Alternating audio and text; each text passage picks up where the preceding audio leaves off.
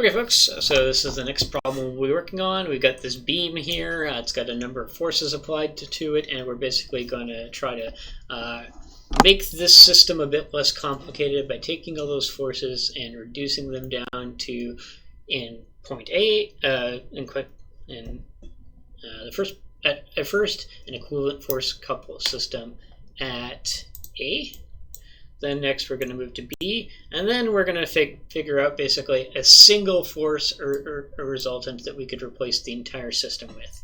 Not a force couple system, just a force. So first things first, we know that the direction and magnitude of the equivalent forces, of the forces in these equivalent force couple systems is going to be equal. It's going to be the same regardless kind of where we're putting it. So we can figure out that by just summing up the total, summing up the total vectors of the forces applied. I would like to point out we're only looking at the loads here. There's going to be forces forces by this applied to this body by the reaction too, but that's kind of getting to the next chapter, so we'll skip that for now. So yeah, we just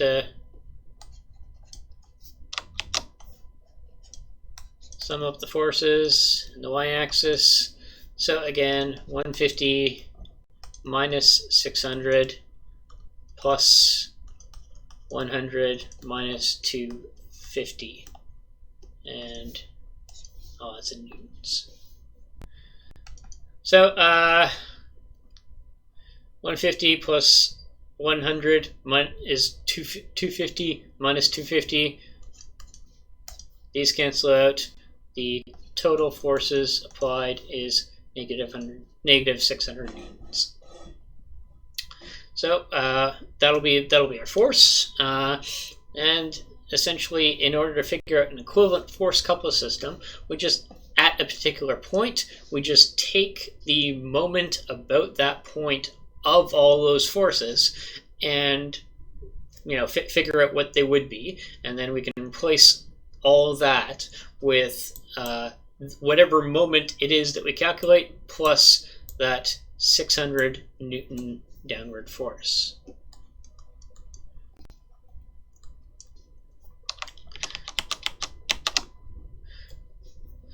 So I'm just going to go ahead and delve right into that. So the sum of the moments at A, let me draw that a bit more clear, at A is equal to, so again, we got the, going from left to right, we've got the 150 Newton force at A. That doesn't have any moment, that doesn't generate any moment when it passes through A, because the displacement vector from A to A is 0. Fairly simple there. So next up, we've got that 600 Newton force. So the displacement vector from A to there is a positive 1.6 meters, crossed with a negative 600 Newton force. The next one, we've got the 100 Newton force. So it's acting 1.6 plus 1.2. So that is plus 2.8 meters, crossed with a that's positive. Crossed with a positive 100 Newton force. And then, not equal. And next we've got that one on the far side. So an additional 2 meters is 4.8 meters, crossed with a negative 250 newtons vector there. So let's figure out what that is with the handy-dandy calculator. All right, so clear. 1.6 times negative 1.6 times 600 newtons plus 2.8 4.8 times 100 newtons minus 250 times 4.8. Okay, so that'll be equal to negative, oh, missed 0, Newton meters. 1880 Newton meters. Okay, so that's basically saying that we can take that entire force, all those loads applied, and we can replace them with a 600 Newton force downwards and a moment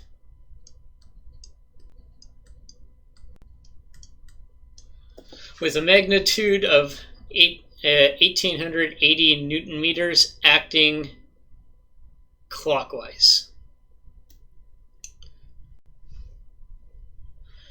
So next up, same thing, but we're just doing it for B. So again, I'm going to start from left to right, just keeping in mind that when we're measuring from B to the forces, now our displacement vector is going to be negative because our x-axis is positive going to the left. Sorry, going to the right there. So we got that. So starting off with our 150 Newton force at A, displacement vector is negative 4.8 meters times 150 newtons. Next up, we have a negative 2.2 meters crossed with a negative 600 newtons, but I'm just going to denote that by turning this negative to positive. And we've also got a negative 2 meters crossed with 100 newtons. So fairly simple to figure out what that is. Clear.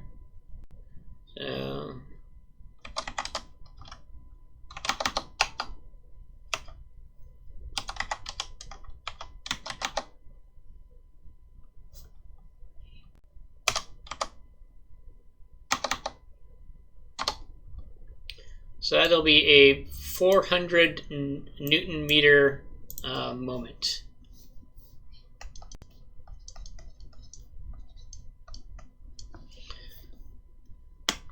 So at B, we can replace all those forces with a 400 Newton, that looks more like an start to an M to me, Newton meter moment, and a 600 Newton force. And again, because that's a positive moment, that's applied counterclockwise. So we got a negative moment that we need to apply at the far end. We've got a positive moment that we need to apply in the middle. That implies to what to you? That somewhere in the middle we can just apply. There's a point where we can just apply 600 Newton force, and that'll be the same. So essentially, I mean, it's really the same thing. We're calculating an equivalent force couple system at a particular point. It's just in this instance, the couple has a magnitude of 0. 0 is still a number. We can still calculate what it would end up being for that.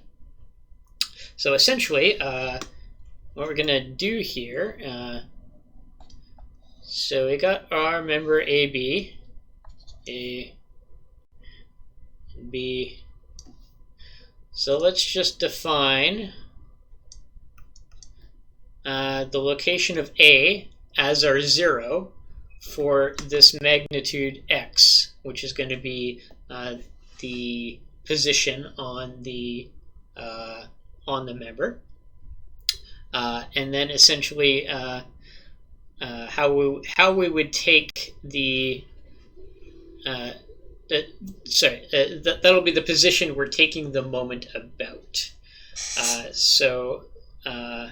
Essentially what we're saying is that the displacement vector would be from that point to wherever we're taking wherever the force is. So our r would be equal to x minus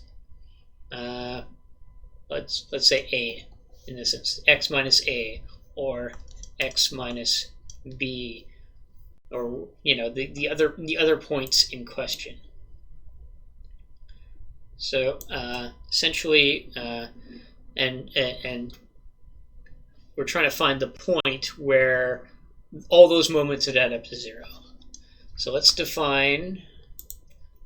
I'm just going to go ahead and say taking the moment at x that's equal to 0, and then we'll just add up those vectors.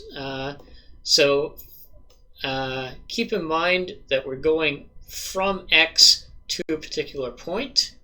So let's start with the 150 Newton force. Essentially, the displacement vector from any point along here to the 0 point is just going to be 0 minus x. So we're starting off, we're starting from, say, 1, we're moving to 0, so our displacement vector would be -1. And then cross that with our 150 newtons, and that'll give you the moment about any particular point caused by that 150 at the origin. And then similar idea for the other forces in question. We just don't use 0 there, we use their location. So for the, actually here, I'm gonna,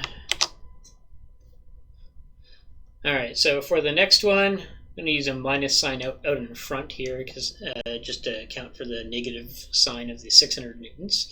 But that'll be 1.6 meters minus x. So if you're at the origin, we'd have a positive displacement of 1.6 meters, and that'd be the same calculation we did already.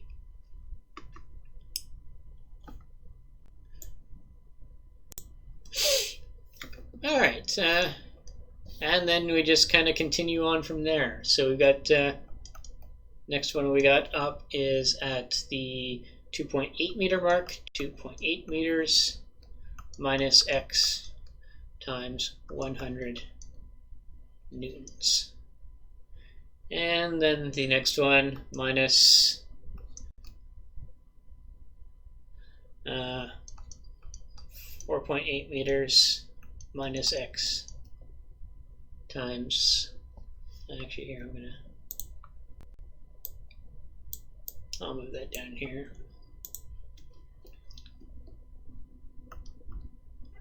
times 250. All right, so I mean we can solve for x from there. So the adding up our x terms, we got x times 150. Oh, I forgot to put the 600 on.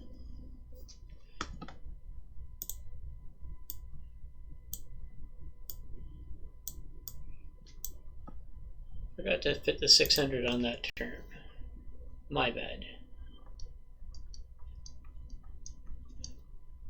All right, so negative 150 newtons plus 600 minus 100 minus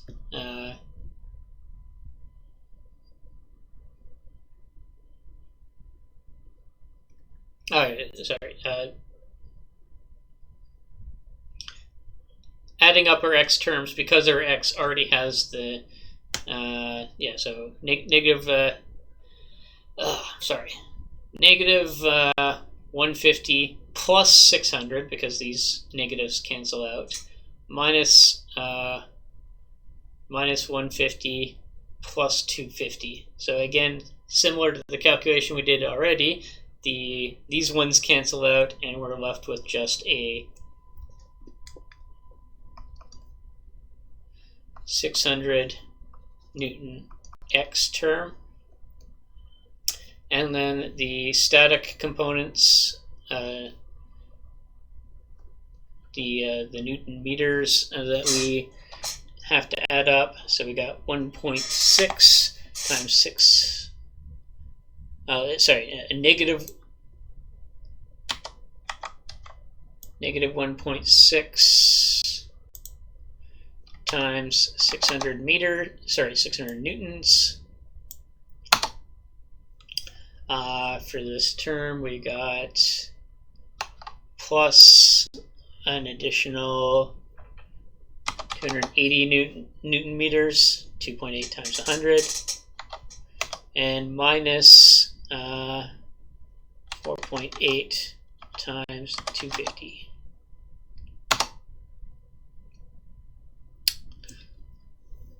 So minus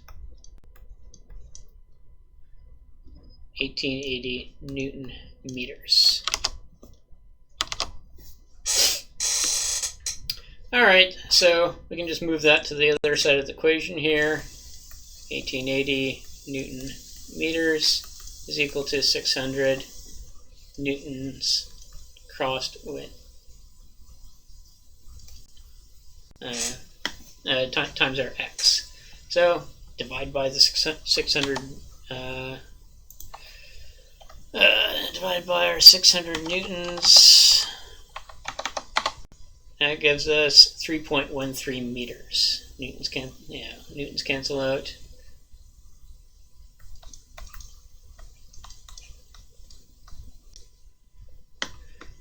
So that's essentially saying that we can take this beam here and all the loads applied to it and just replace it with a 600 Newton force acting downwards at the 3.13 mark, which I think would probably be,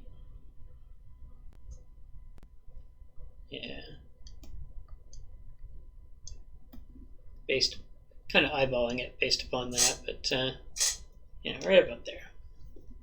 X.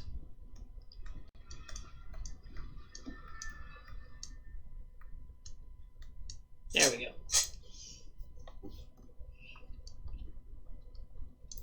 So that's how you do that.